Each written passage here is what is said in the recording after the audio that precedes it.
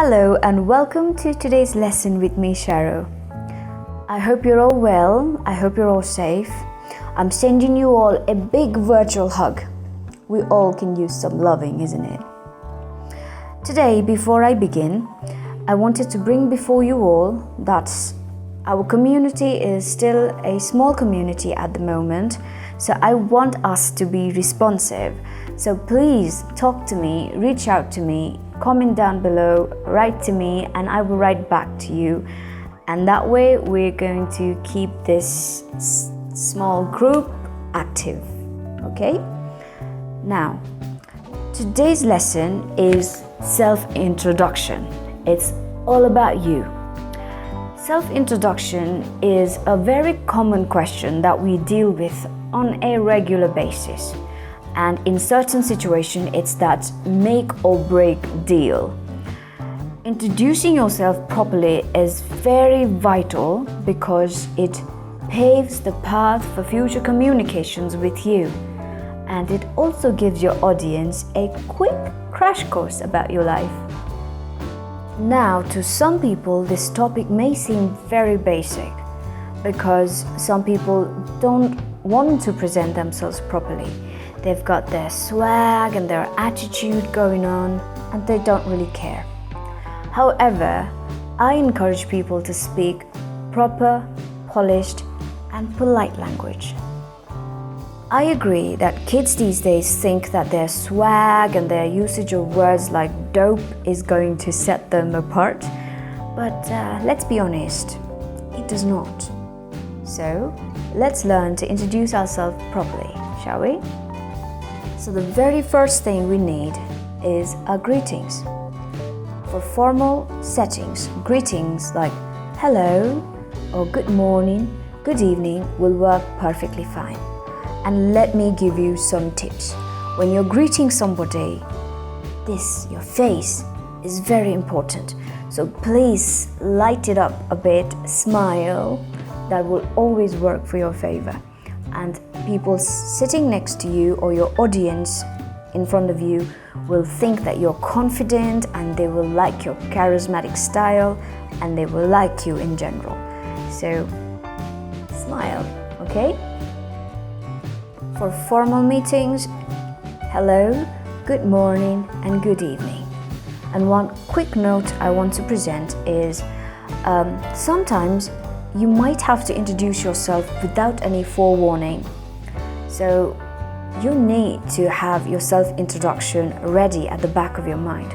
So I would encourage you to write your self-introduction and learn it. So whenever you need it, you can just present it to your audience, okay? And also, words like good day and good night, these two words, you cannot incorporate these two words in your introduction because these words are send-offs, meaning it's equivalent to goodbyes. So if you're introducing yourself in the nighttime, you can say good evening, or a big old hello with a big smile on your face will work for you. Now, for informal settings, you need to know your style. There are so many words like hey, hiya, hi, what's up, what up, yo. So you need to know which one will work for you. One free information, when I was a student, I studied in Darjeeling. And there people would just say, Azee. They will look at each other's faces, pull their body back and say, Azee. And that's how they used to greet. But I'm not as cool as them. I cannot pull off what up, yo, or Azee. So I'm gonna stick to my traditional highs and hellos. But if that works for you, well done. Next we have is your name. It is very important when you're saying your name, you have to say it loudly, confidently, and properly so that your audience can hear you, okay? If you're introducing yourself one-to-one, you can say, I am, or my name is. Example, I'm Sharolyn, or I am Sharolyn, or my name is Sharolyn. And if you're introducing yourself over the phone, you can say, this is Sharolyn, or this is Sharolyn speaking, okay? After your name comes your age. Age is not really necessary anymore, but it is important you know how to say it. You can use the basic, I am dash years old, I am 20 years old. And if you don't want to be specific about your age, you can use I am in early, mid, or late, and then your decade. For example, you can say I'm in my early 20s, or mid 20s, or late 20s. So you decide. Once you're done with your name and age, comes location. And when you're giving your location, you can say, I come from place. For example, if I'm introducing myself in Delhi, I can say, I come from Sikkim. Or if you haven't moved your location, then you can say, I grew up in Sikkim. Pronunciation, it's not grew, it is grew. I grew up in your place name, okay? If you have moved your location from one place to the other, you can say, I grew up in Sikkim, but now I live in Delhi. Or you can say, I'm originally from Delhi, but now I'm based in London, okay? So depending on your situation, you can use these phrases. When you talk about your location, you can take a break if you're in an informal settings. This is the right time for you to build rapport and, be that icebreaker moment. You can ask questions back to the person who's sitting next to you. You can ask them about where you come from, or you can ask them, have you been there, or how's the weather in your place? People love to talk about these things, so this is the right time for you to throw the question back to the people who's sitting next to you. People love to talk about weather, they love to complain. We humans, we have it in our bones that we are never happy, whether it's a sunny day or rainy day or hot or cold, we love to complain. So this is going to kind of unify the people. So you can talk about weather, you can talk about food. Food is universal. You can ask them about their food, and you can talk about your food from your region. And also you can talk about travel. People love to travel these days, so you can talk about if they have traveled to your place or if you have traveled to their place. So this is that moment where you can build a rapport and you can get to know each other better, okay? After you're done with all that comes your job profile, your position, your designation, okay? People would love to know about what you do for a living, so you can say, in an informal settings, you can say, I do painting for a living, or I'm a singer, or I'm a dancer, For a formal setup, you can say, I work at the name of your company in your position, something department. So if you are a teacher, you can say, I work at the name of your school, and then you can say in a history department or in science department, okay? You can also say, I work for example, you can say, I work for Google. I work for Google in the marketing department, okay? You have to be careful with the prepositions. At, for will be for the name of your company. In will be for a specific department that you're involved in. If you don't want to give out all the details about your job profile in an informal setting, you can say that I work as a manager, or I work as an accountant, or I work as a teacher. I teach for a living. Simple phrases that you can use to give your job profiles. Now, for my younger audiences, I know you do not have any work experience, so you can just say, I'm a high school student, or I'm studying in college, or you can say, I'm studying in the school. You can mention your class if you want to. You can mention I'm studying in 10th grade, or I'm studying in 12th grade, or I'm in my first semester of engineering college. So that way you can give out the details, all right? My young and youthful viewers, this is the time for you to mention your qualification, your experiences if you have any. If you're studying, you can say, I'm about to graduate.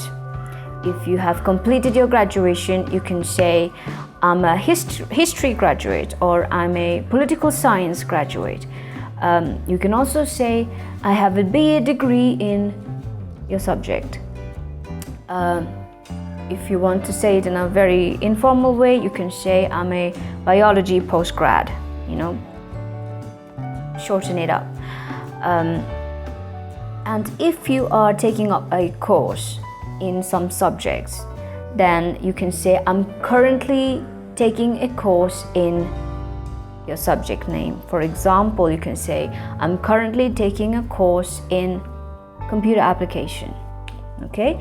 And if you are taking a course in a practical subject, something that you do, then you can say, I'm taking a course on jewelry making or pottery, so you need to be careful with your preposition. If you are talking about a subject that you have taken up, you have to say, I'm currently taking a course in your subject name. If you're doing some practical courses, then you have to say, I'm taking a course on your subjects like pottery or jewelry making, okay? So you can pick your sentences, whichever is fitting for your situation. So after flexing your certificates and degrees, it's time to be personal. After this, you talk about your family. In a formal settings, people usually don't have time to learn everything about your family tree, so you can simply say, I come from a family of 4, or we are family of 4, like myself. I come from a family of 4, so I'd say, we are a family of 4. One quick note here, I've heard several times people say, we are 5 in our family, or we are 3 or 6 in our family. That would be incorrect. So kindly replace that and say, we come from a family of 3 or family of 6, okay? Or we are family of 4 or family of the number of people you have in your family. That would be the correct way of giving information. Also, you can say, I have 2 siblings, or number of people you have in your family. Not number of people, number of brothers, sisters you have in your family. You can say, I have 3 siblings, or I have 2 siblings. So you don't necessarily have to say, I have 1 elder brother, 1 younger brother, 1 elder sister, 1 younger sister. Instead of doing all that, you can just say, I have 3 siblings, or I have 4 siblings. And if you are an only child, you can say, I'm the only child, and I'm sorry that you had to deal with your childhood alone, because I love my sister and it was so much fun. Sorry about that free information, but just telling you, you can say, I'm an only child, okay? There you go. After family, it's time to talk about your hobbies. This is the time when you have to give a little bit more details about your life choices. So when you mention your hobbies, please don't mention obvious things like, I love to eat, I love to sleep, I love to travel, because these are basic. Who doesn't, right? So please make it something which is specific, which is important to you, which makes you who you are. For example, I love running, so I can say I love running. And I love football, so I can say I really enjoy football. I'm a big fan of Premier League. For you, you can say, I really love basketball. I'm a big fan of NBA. So those are the things that you can mention in your hobbies. You can say, I like running, or you like something, and then you can say, I really enjoy something. You can say, I'm a big fan of something that you like. So these are the things that you can include in your hobbies, and these will be your sentences. And you can also use, I'm a keen noun, things that you enjoy. For example, I'm a keen painter. I'm a keen musician. I'm a keen swimmer. So you can include those, whichever fits your personality. Okay? After you're done giving all the information about yourself, now this is the time for you to end your self-introduction in a high note. And you know what works best? Humor. So humor them. People love to laugh. They will love you for that. And don't be afraid to be vulnerable. Don't be afraid to expose yourself, because people don't like everything perfect. If you say something which is too perfect about you, they might not remember you tomorrow. But if you say something funny, something silly, they'll remember it. So don't be afraid to laugh at yourself. There you can include fun facts about yourself. You can talk about any interesting fear you have or any weird likings you have. You can talk about any extraordinary experiences if you have, or you can talk about any weird achievements if you've got any in your life, you know. There are so many things that you can choose from. If you ask me, I would talk about my surgery, because that was one scary experience that I've had when I was really young. I had to go through heart surgery, and that was quite scary. But after that, it led me to be who I am today. I do cardio workout almost every alternate days. I eat clean, I eat healthy. So there are so many things that has shaped my life, shaped my personality. So you can also talk about, you know, anything that's exclusive to you, that is about you. So include that, and don't be afraid to be vulnerable. Don't be afraid to laugh at yourself, like I said, and that will leave an impact. That will make people remember you.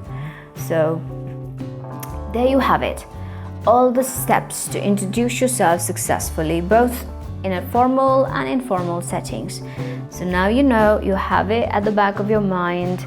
Follow the sequence, and then you'll have a very cool introduction for yourself. And please reach out to me, talk to me, and I will link all my social media links down below so you can communicate with me, and we will have a long-lasting bond. Okay? Let me know if you have any topic that you want me to cover in my future videos. I will be more than happy to bring it to you. Thank you so much for watching, and I'll see you in my next video. Love you guys.